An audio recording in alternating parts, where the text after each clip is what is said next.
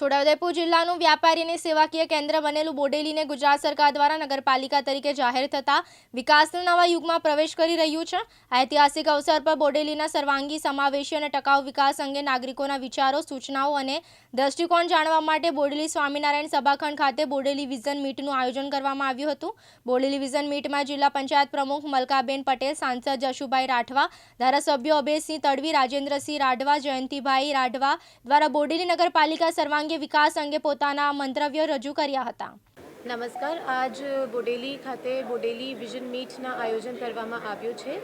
બોડેલી અત્યારે નવી નગરપાલિકા તરીકે જાહેર કરવામાં આવી છે અને એના માટે કેવી રીતે આપણે બોડેલીને આવતા અમુક વર્ષોમાં જોઈએ એ ડેવલપમેન્ટ પ્લાન નક્કી કરવામાં કેવી રીતે નક્કી કરીએ એના માટે જ બધા ચૂંટાયેલા પદાધિકારીશ્રીઓ, અધિકારીશ્રીઓ અને સૌથી અગત્યના જે આપણા બોડેલી નગરપાલિકા વિસ્તારના લોકો છે એમને બોલાવ્યા હતા। એમની રજૂઆતો છે, એમની જે પ્રોબ્લેમ્સ છે અને ખરેખર આ લોકો બોડેલીને કેવી રીતે જુએ છે આવતા 20 વર્ષમાં, 25 વર્ષમાં, આ બધા લોકોએ રજૂ કર્યું છે અને એના મુજબ એક ડેવલપમેન્ટ પ્લાન નક્કી કરવામાં આવશે, જેનાથી આપણે ડેવલપ્ડ પ્લાનિંગ કરીને બોડેલીને એક સ્માર્ટ સિટી, જે ફ્યુચરિસ્ટિક સિટી આપણે જેમને કહીએ, આ સિટી બનાવી શકીએ। Thank you.